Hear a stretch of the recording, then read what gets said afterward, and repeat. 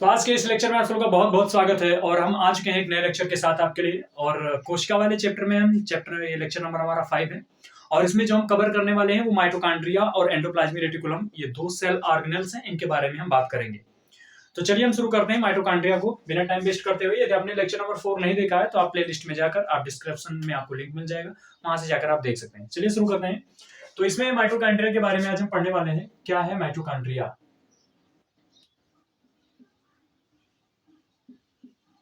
तो ये cell organelle number हमारा 1 है, यहीं से हम शुरुआत करते हैं। तो माइटोकॉन्ड्रिया किसे कहते हैं? तो माइटोकॉन्ड्रिया को हम, ये हमारी कोशिका में पाया जाता है। सबसे पहले इसकी हम अकरेंसी यानी कहां पर पाया जाता है, तो ये कोशिकाओं में पाया जाता है। ये एक प्रकार का सेल ऑर्गेनल्स है, तो कोशिका के जीव द्रव्य में पाया जाता है। ये हम बात कर रहे हैं, या कोशिका द्रव्य में कह सकते हैं। हम बात कर रहे हैं माइटोकॉन्ड्रिया की, तो माइटोकॉन्ड्रिया को हम क्या कहते हैं? इसकी यदि मैं माइटोकॉन्ड्रिया के बारे में बात कहें तो कहना ये चाहेंगे कि माइटोकॉन्ड्रिया एक powerhouse of the cell कहलाता है। क्या कहलाता है? Powerhouse of the cell.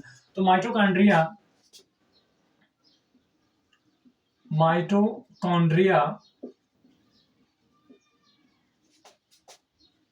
कोशिका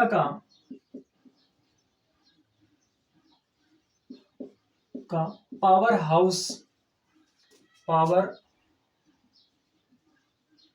हाउस कहलाता है, यानी the powerhouse of the cell mitochondria कहलाता है। अब ये क्यों कहलाता है, तो मैं आपको बताऊं कि माइटोकॉन्ड्रिया एक ही बहुत ही विशिष्ट स्थान होता है आग से श्वसन कराने के लिए। यानी माइटोकॉन्ड्रिया जो होता है वो हमारे श्वसन में बहुत बड़ा हेल्प करता है, बहुत बड़ा हेल्प करता है इसमें। तो माइटोकॉन्ड्रिया जो आग से श्वसन कराने के लिए बहुत बड़ा सहायता करता है। माइटोकॉन्ड्रिया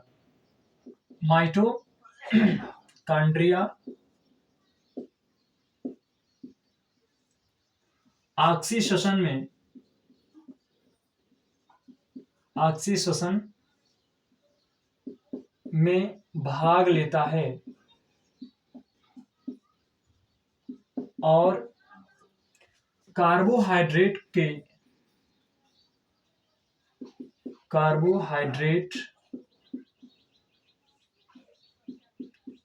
के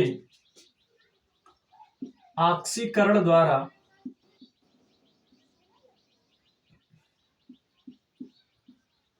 एटीपी का निर्माण करता है। और ये एटीपी का प्रयोग क्या होता है? एटीपी का प्रयोग होता है हमारे बॉडी में ऊर्जा को संचित रखना, और उसके पश्चात जब भी आवश्यकता पड़ेगी तो एटीपी जो होता है वो ऊर्जा को प्रोवाइड कराता है। तो ये हमारे एटीपी का निर्माण करता है,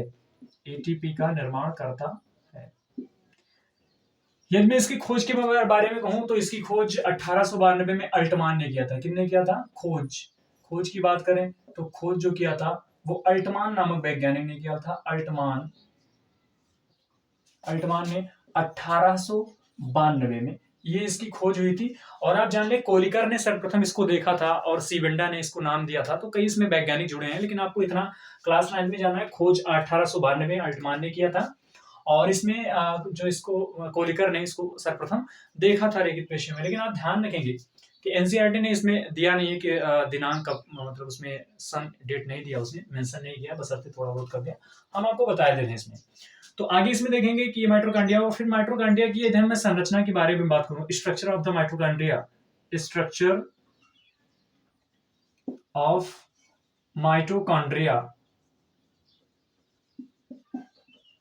तो क्या है स्ट्रक्चर माइटोकॉन्ड्रिया?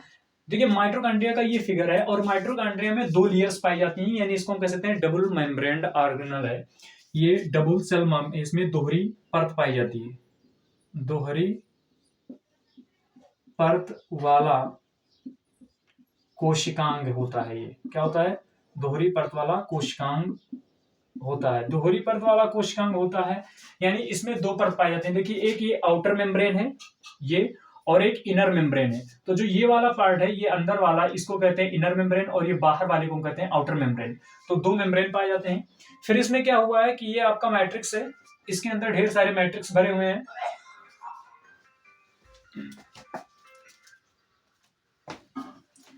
इसमें मैट्रिक्स भरा हुआ है, और फिर उसके पश्चात इसमें आप देख रहे हैं कि ये फिंगर लाइक प्रोजेक्शंस है इसमें, यानी क्रिस्टी इसको हम कहते हैं। ये जो ढाल बना हुआ है, उतराव चढ़ाव, इसको हम कहते हैं क्रिस्टी। क्या कहते हैं इसको? हम क्रिस्टी कहते हैं। इसका नाम होता है क्रिस्टी। इसमें F1 कण पाए जाते हैं, इनको हम कहते हैं F1 पार्टिकल्स। F1 पार्टिकल्स का कार्य क्या होता है? तो F1 पार्टिकल का कार्य होता है, F1 कण का कार्य, कण का कार्य एटीपी को बनाने के लिए आवश्यक एंजाइम को ये संचित करता है, आवश्यक एंजाइम को संचित करता है। ये जो आपका स्ट्रक्चर है वो 3D स्ट्रक्चर है। तो F1 कण का जो काम होता है वो इसमें जब एटीपी बनता है ऑक्सीडेशन के माध्यम से, जब कार्बोहाइड्रेट का ऑक्सीकरण होता है, तो F1 कण जो होता है वो पार्टिकल, यानी ये जो F1 फिंगर लाइक प्रोजेक्शंस है जो इसमें उंगली नुमा जो संरचना है अंदर की ओर, वो क्या करता है कि इसमें एंजाइम रखता है और उसके माध्यम से वो क्या बनाता है, ऊर्जा को बनाने का कार्य करता है। तो इसमें ये हमने माइटोकॉन्ड्रिया में देखा। इसमें जो बाहर वाली लेयर होती है वो चिकनी होती है और अंदर वाली जो लेयर होती है वो क्या होती है, खुरदरी होती है। इसमें जीव द्रव्य भरा होता है। और एक बात और जान लेंगे कि माइटोकॉन्ड्रिया के पास, माइटोकॉन्ड्रिया के एक सेल ऑर्गेनेल से, लेकिन आप ध्यान रखें माइटोकॉन्ड्रिया के पास स्वयं का राइबोसोम और डीएनए होता है, डीएनए होता है। तो ये अपनी इसके पास स्वयं का डीएनए और स्वयं का राइबोसोम्स होता है। तो इसमें आपका राइबोसोम्स, और इसमें राइबोसोम्स का पार्टिकल्स है। राइबोसोम्स का क्या कार्य होता है? प्रोटीन का संश्लेषण करना। हम इंडिविजुअली राइबोसोम्स को भी पढ़ेंगे। तो चलिए आप इसको नोट कर लीजिए और फिर हम अगले देखते हैं। तो इसको आपको समझ में आया होगा कि माइटोकॉन्ड्रिया कोशिका का पावर हाउस कहलाता है। माइटोकॉन्ड्रिया ऑक्सीडेशन में भाग लेता है, कार्बोहाइड्रेट के ऑक्सीकरण द्वारा एटीपी का निर्माण करता है। ये स्ट्रक्चर ऑफ माइटोकॉन्ड्रिया की बात करें तो दोहरी परत वाला उसका कोशिकांग होता है। F1 कण का कार्य क्या होता है कि एटीपी को बनाने के लिए आवश्यक एंजाइम को संचित करता है। माइटोकॉन्ड्रिया के पास स्वयं का राइबोसोम और डीएनए पाया जाता है। ये दोहरी संरचना वाली लिखे, दोहरी परत वाला कोशिकांग है, इसको हमने लिखा ही हुए। इसमें जो बाहर वाला परत होता है चिकना होता है, अंदर वाला जो होता है वो खुरदरा होता है। इसमें राइबोसोम भी पाए जाते हैं। तो इन सभी चीज को नोट करेंगे, फिर हम एंडोप्लाज्मिक रेटिकुलम देखते हैं।